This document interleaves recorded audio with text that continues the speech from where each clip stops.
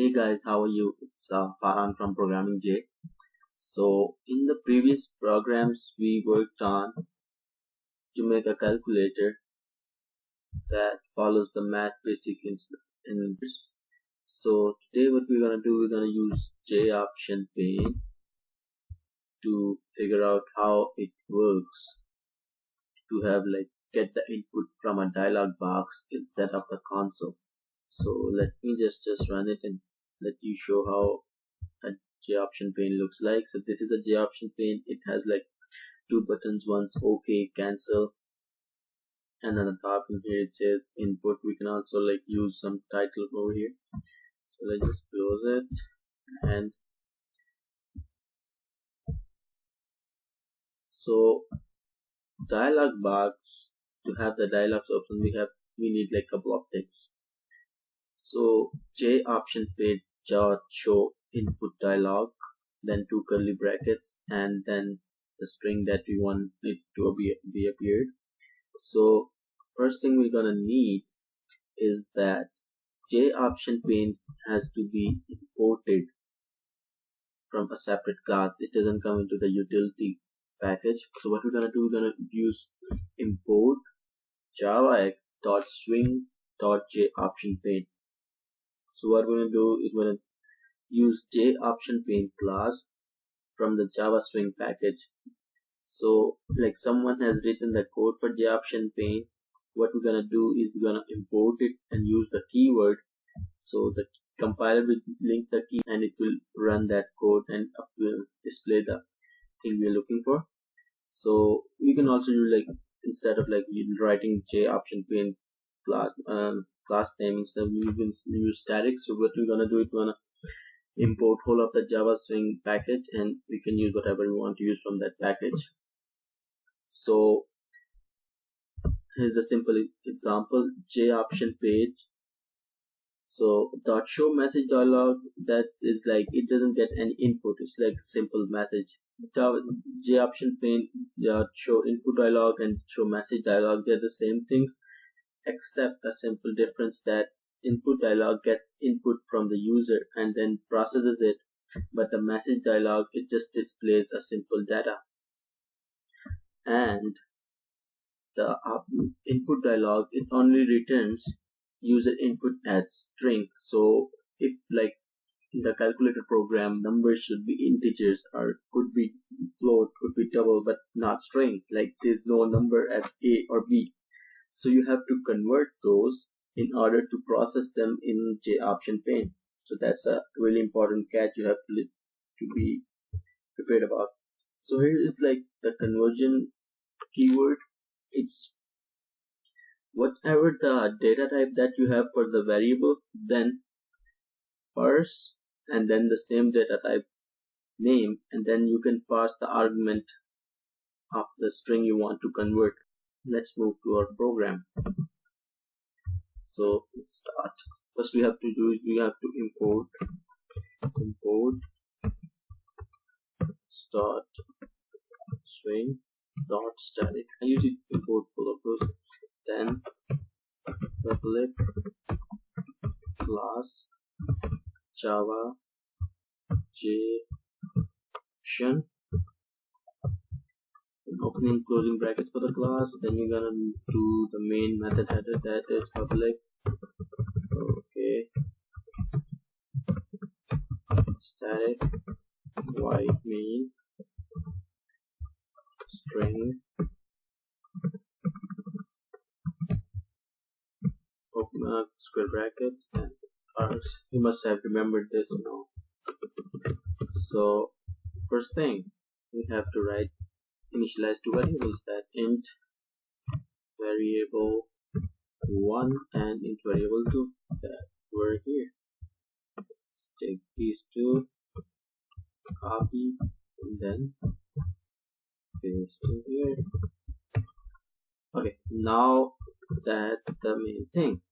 Okay, so for number 1, what we're gonna do is just take this int out here, and then set equal to integer dot first int, then within the argument of this we're gonna pass the Joption pane method header. So what it does, following this technique, it helps you to declare another two variables from which you have to pass the arguments. I will show you that technique too, but let's just stick to this for a while. We have write Joption pane dot show input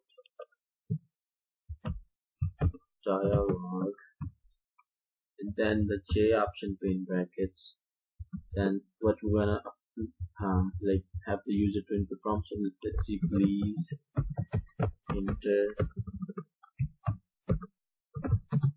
first number, and then we're gonna do the same with the second one.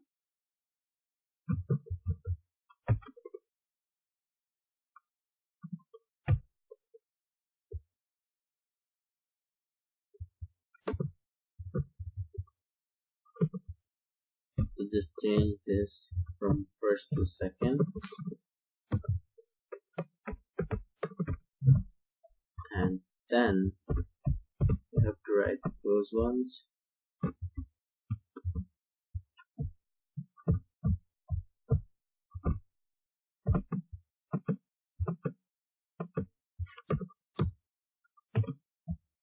Okay, so let's run this if we want us to save it.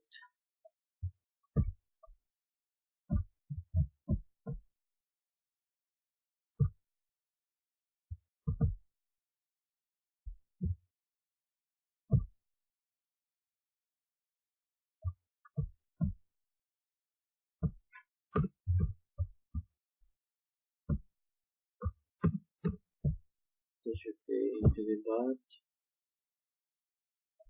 Let's run it. So see, this is called Joption pane. So it wants us to enter 15. Then second number is 26.